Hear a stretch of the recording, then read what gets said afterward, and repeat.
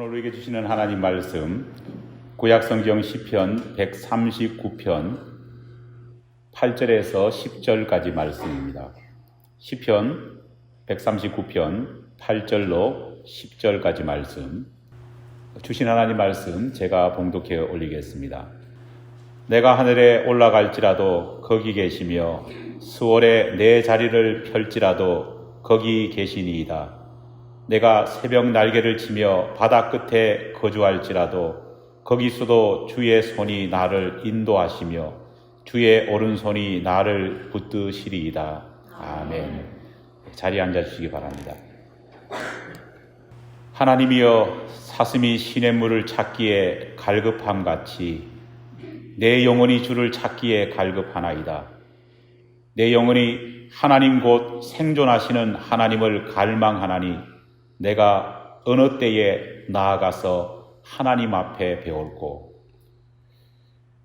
다윗이 고백한 시편 42편의 한 구절입니다. 이 시에서 다윗은 자신을 광야에서 마실 물을 찾기 위해 헤매는 그런 사슴에 자신을 비유합니다. 척박하고 건조한 사막 한가운데서 마실 물을 찾는 것은 쉽지 않습니다. 하지만 그런 곳에서도 이스라엘 사슴 아이벡스는 살아갑니다. 1년에 한두 차례 비가 내린 그 빗물이 고여있는 작은 웅덩이들이 그래도 광야 사막 가운데는 있기 때문입니다. 하지만 그것을 발견하기란 정말 로또에 당첨되는 것과 같은 그런 희박한 확률을 가지고 있습니다. 그러기에 광야에서 살아가는 이스라엘 사슴들은 밤낮으로 물 웅덩이를 찾기 위해서 쉼없이 헤매이고 다닙니다. 다윗은 자신을 그런 사슴과 같아 그렇게 말합니다. 도대체 다윗의 당시 상황이 얼마나 절박하고 얼마나 어려웠기에 자신을 이런 사슴에 비유하고 있는 것일까요? 시편 42편을 고백할 당시 다윗은 아들 압살롬의 반역 때문에 예루살렘 왕궁을 떠나 피난 생활을 하고 있었습니다. 말 그대로 기가 막힌 상황이 다윗 앞에 매일매일 펼쳐졌습니다. 사무엘하 15장을 보면 당시 다윗이 겪고 있던 수많은 상황들이 생생하게 기록되어져 있습니다. 다윗은 아들이 보낸 자객을 피하기 위해 얼마나 급했던지 신발조차 신지 못한 채 왕궁을 빠져나왔습니다. 혹시라도 자신의 신분이 드러날까봐 얼굴을 가렸습니다. 그리고 종들 틈에 끼어서 도망을 갔습니다. 왕으로서의 권위는 땅바닥에 내동댕이 쳤습니다. 그는 자신이 가지고 있던 왕의 말도 타지 못했습니다. 그리고 자신만 이용했던 왕의 대로도 이용할 수 없었습니다. 급히 걸어서 감람산 산길을 돌아 도망쳤습니다. 하루아침에 제왕에서 도망자 신세가 된 것입니다. 여러분, 얼마나 억울하고 얼마나 창피하겠습니까? 그런데 이런 표면적인 상황보다 더 죽기보다 못한 상황이 사실은 다윗에게 펼쳐지고 있었습니다. 동일한 상황 속을 고백했던 또 다른 시인 시편 61편 2절 말씀을 보면 다윗은 당시 자신의 심정을 땅 끝이라 그렇게 표현하고 있습니다. 왜 그렇게 표현했느냐? 내가 내 인생의 땅 끝에 서 있다. 바로 그 이유는 배신 때문이었습니다. 지금까지 자신을 도왔던 믿음직했던 부하들이 하나둘씩 자신을 떠나 압살롬에게로 붙기 시작했습니다. 압살롬이 몇 년에 걸쳐서 그들의 마음을 야금야금 빼앗았기 때문입니다. 그러다 보니 이젠 다윗 주변에는 자신을 도와줄 만한 믿음직한 부하들이 없었습니다. 믿었던 아들에게 배신당했고 도망자 신세가 되었습니다. 지금까지 쌓아왔던 명예와 재산은 모두 날아가 버렸습니다. 더욱이 대장부가 자기 목숨 하나 겨우 부지하기 위해서 자신의 아내들인 후궁까지도 그냥 왕궁에 버려두고 도망쳐야 했습니다. 인간적으로 볼 때 얼마나 창피했겠습니까? 다윗의 마음은 약해질 대로 약해져 있었습니다. 마음이 약해진다라고 하는 이 표현을 히브리어 성경에 찾아보면요, 어떤 뜻이냐? 심장이 너무 빨리 뛰고 뭔가 가슴을 짓누르는 듯한 그런 느낌 때문에 기절할 직전이다. 그런 뜻을 가지고 있습니다. 그런 상황 속에서 이 다윗을 사로잡는 생각이 하나 있었습니다. 그게 뭐냐? 하나님, 내가 이런데 하나님 도대체 어디 계십니까? 이 질문에 사로잡혔습니다. 늘 그의 인생에 선명하게 나타나셨던 하나님, 늘 다윗과 함께 계셨고 가까이 계셨던 그 하나님이 사라져버린 겁니다. 마치 어린 시절 숨바꼭질 하듯 하나님께서는 꼭꼭 숨어버리신 것 같습니다. 내 영혼이 내 속에서 낭망함으로. 여러분, 이 말이 무슨 말일까요? 성경에 적혀 있으니까 내 영혼이 내 속에서 낭망함으로 이렇게 좀 시적으로 표현되어 있지만은요, 요즘 말로 표현하면은 죽고 싶다는 겁니다. 다윗은 죽고 싶다는 생각밖에 들지 않았습니다. 이렇게 도망쳐봐야 분명 며칠 안에 아들의 군대에게 붙잡힐 건데, 잡히면 목숨을 부지할 수도 없을 거고 정말 비참하고 잔인하게 죽을 건데, 이런 생각들이 머릿속에 가득 차기 시작했고 이런 상상이 그의 앞길을 막기 시작했습니다. 세상에 살면서 우리도 이런 경험을 한 번쯤은 해봤을 겁니다. 아니, 앞으로 인생을 살아가면서 이런 경험이 우리 가운데 닥칠지도 모릅니다. 그럴 때 우리는 여러분 어떻게 해야 될까요? 다윗이 그런 급박한 상황 속에서 가장 잘한 것은 뭐냐? 정말 농담스럽게 표현하지만은요, 제가 보기에는 가장 그래도 다윗이 잘한 것은 스스로 목숨을 끊지 않은 것이 다윗이 제일 잘한 일이라 저는 생각합니다. 이런 상황이 되면 사탄은 우리에게 계속 말하지 않습니까? 모든 것을 그냥 포기하고 깨끗하게 삶을 끊어버려라. 그렇게 속삭입니다. 다윗 역시도 그의 시편을 보면은 사탄의 이런 죽음을 향한 속삭임에 계속해서 노출되어 있었고 괴롭힘을 당했던 것 같습니다. 하지만 다윗은 사탄의 이런 말을 듣기보다는 오히려 사슴이 시냇물을 찾기에 갈급한 같이 내 영혼이 주를 찾기에 갈급하나이다. 이 어려운 상황 속에서도 사탄의 음성을 듣지 않고 하나님을 찾았다는 겁니다. 여러분, 믿음은 다른 것이 아니라 절박한 순간, 가장 급박한 순간 하나님을 생각하고 하나님 쪽으로 내 영혼의 방향을 맞추는 겁니다. 여러분, 잘 될 때는요, 모든 것이 다 좋지 않습니까? 다 믿음이서 보입니다. 하지만 정말 급박하고 어려운 순간에 그래도 하나님을 생각하고 그래도 내 영혼의 방향을 하나님 쪽으로 맞추는 것, 바로 그것이 우리가 믿음 생활을 열심히 하고 훈련받는 이유인 겁니다.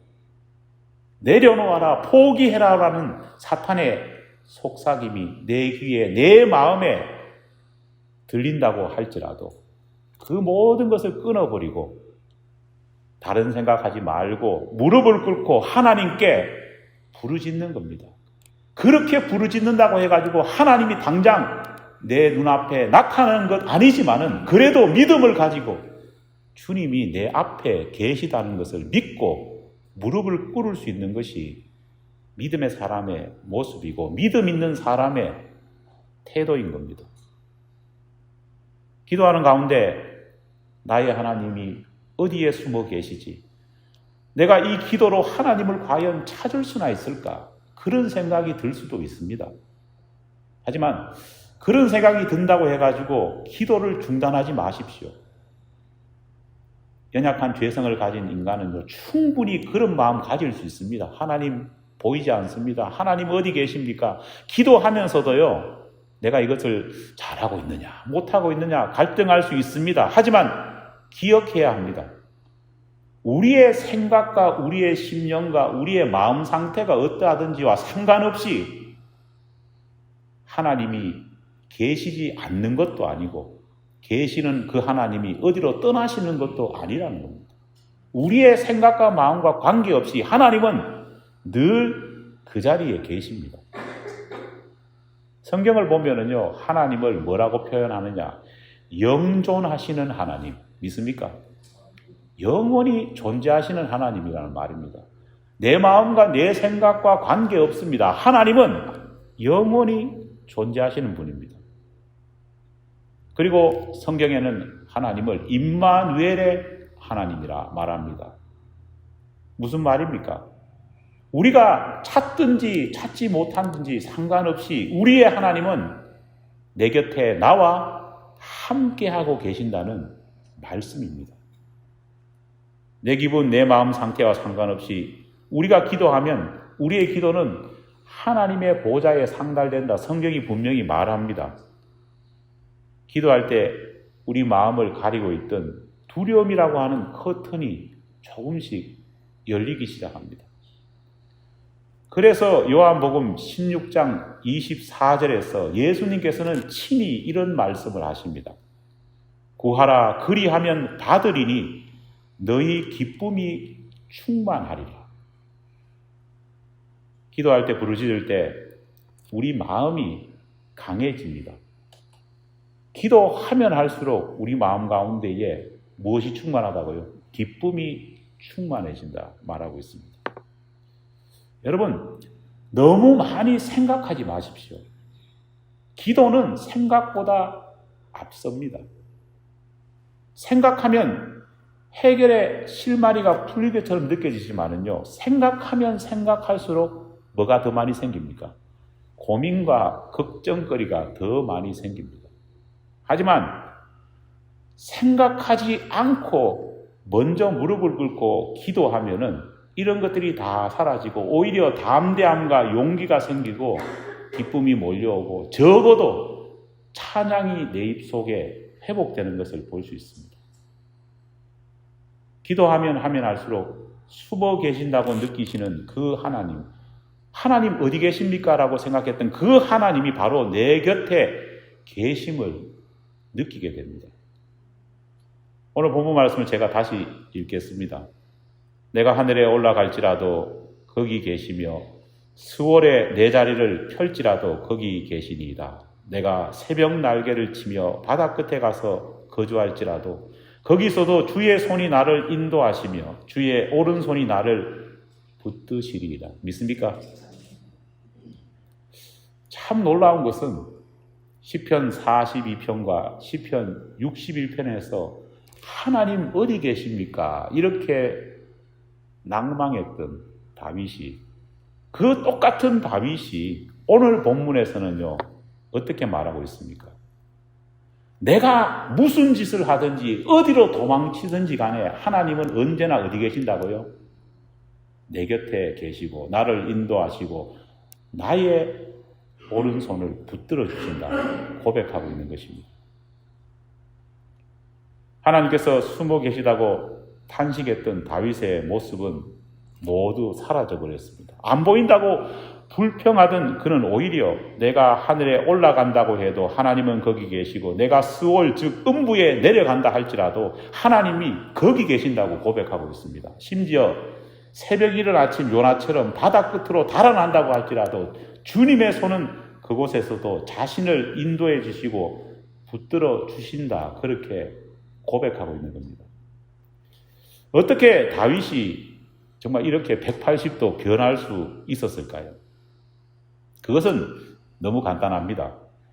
하나님은 내 곁을 떠나 숨어버리셨다고 생각했던 그 마음이 그저 내 연약한 눈 때문에 그렇게 보였다는 것을 깨달았기 때문입니다. 하나님은 늘 언제나 그 자리에 계시는데 나의 믿음의 눈이 연약해가지고 하나님이 희미하게 보였는데 그것을 깨달았기 때문입니다. 하나님이 숨어버리신 것이 아니라 우리의 인간의 연약함 때문에 우리의 영안이 흐려져서 제대로 하나님을 볼 수 없게 된 겁니다. 여러분, 인간은 DNA로 이루어져 있다 말하지 않습니까? 아무리 우리가 우리 손을 우리 눈 가까이 대본들, 여러분 한번 대보십시오. DNA가 보입니까? 안 보입니까? 이 DNA가 보인다고 오늘 말하는 사람이 있다면요, 진짜 잘 돌봐주어야 됩니다. 큰일 날 사람입니다. DNA로 우리가 구성되어 있다고 말하지만 우리는 DNA를 아무리 쳐다봐도 D자도 볼 수 없습니다. 그런데 우리 눈에 보이지 않는다고 DNA가 존재하지 않는 것일까요? 아닙니다. 우리가 보이지 않는다고 할지라도 DNA는 우리 가장 가까이, 아니 우리 자신입니다. 단지 우리 눈에 보이지 않을 뿐입니다. 보이지 않는다고 해가지고 존재하지 않는 것은 아니라는 말입니다. 하나님 역시도 그렇습니다. 우리 눈에 영이신 하나님이 보이지 않는다고 할지라도 그것이 하나님이 존재하지 않는다, 그렇게 말한다는 것은 어리석은 겁니다. 단지 우리의 눈이 연약하다는 겁니다. 고린도후서 5장 7절을 보면은요, 우리는 믿음으로 살아가지 보는 것으로 살아가지 않는다, 그렇게 말하고 있습니다. 안타깝게도 우리는 종교개혁가들의 후예라고 그렇게 자부하고 있지만은 사실은 성경이 말하는 믿음보다는 자꾸 보이는 것에 의존해 살려고 합니다. 말은 그럴듯하게 믿음은 바라는 것들의 실상이요 보지 못하는 것들이 증거되는 것이라 말하지만 실제로는 이 믿음보다는 눈에 보여야 어떻게 합니까? 믿는 우리입니다. 내 눈으로 봐야 믿고 내 눈으로 보이는 것, 그런 복이야말로 내가 정말 얻을 수 있고 확신할 수 있는 그런 복이라 물질의 복만을 따라갑니다. 보이지 않는 곳에 쌓이고 있는 하늘 복에 대해서는요, 내 눈에 안 보이니까 당장 내가 볼 수 없으니까 멸시하고 천시합니다. 마치 어리석은 부자처럼 눈에 보이는 것만 생각할 뿐, 이 눈에 보이는 것이 잠시 있다가 사라진다는 사실을 우리는 잘 모르는 겁니다. 옛날에 제가 어렸을 적에 유년주일학교에 가면 아마 여러분들도 그런 게 있었을 거예요. 달란트 잔치라는 게 있었지 않습니까? 이름을 쫙 애들 이름을 써놓습니다. 그리고는 주일날 나오면은 잘한 친구, 못한 친구 이래가지고 뭘 줍니까? 스티커를 줘가지고 이렇게 붙입니다. 그러면 이제 주일날 제일 먼저 와가지고 애들이 어떻게 합니까? 그거 보면서 나는 괜찮네. 어떤 애는 더 열심히 해야 되겠다, 이런 생각을 합니다. 눈에 보이기 때문에 그런 생각을 하면서 또 신앙의 모티베이션을 가집니다. 근데 여러분, 지금도 똑같은, 어떻게 보면 그거와 똑같은 일이 천국에서는 벌어지고 있습니다. 여러분, 하나님께서는 분명 우리에게 말씀하시지 않습니까? 생명록에 우리의 이름이 기록되어 있고 우리의 삶의 모습을 통해서 하늘 보화를 쌓아주신다고 말하고 있습니다. 저와 여러분의 아마 하늘 생명록에도 분명히 그와 같은 일이 일어날 겁니다. 목회하면서 안타까운 것이 있습니다. 그게 뭐냐니까요. 제가 무슨 신통력이 있어서 그런 건 아니고, 우리 교우들 각자 한 사람 한 사람을 보면은 하늘에서 하늘 보화가 어떻게 쌓이는지를 짐작해 볼 수 있는 겁니다. 안타까운 것은 이 세상에서 물질의 복은 정말 날마다 쌓여가는데 그와 반대로 하늘 보화는 날마다 줄어가는 그런 교인들도 존재한다는 겁니다. 얼마나 안타까운지 모릅니다. 성경이 분명히 말하고 있지 않습니까? 이 세상의 복, 이 세상의 연락은 다 아침 안개와 같이 어떻게 된다고요? 사라져 버린다고요. 중요한 것은 보이지 않는 하늘의 보화를 쌓아두는 것인데도 말입니다. 마치 어리석은 부자처럼 눈에 보이는 것만 생각할 뿐, 잠시 있다가 사라질 그런 것들에만 마음을 둘 뿐, 영원한 것을 보지 못하는, 그것에 마음을 두지 못하는 우리의 믿음이 바뀌어야 합니다. 이제는 이런 왜곡된 우리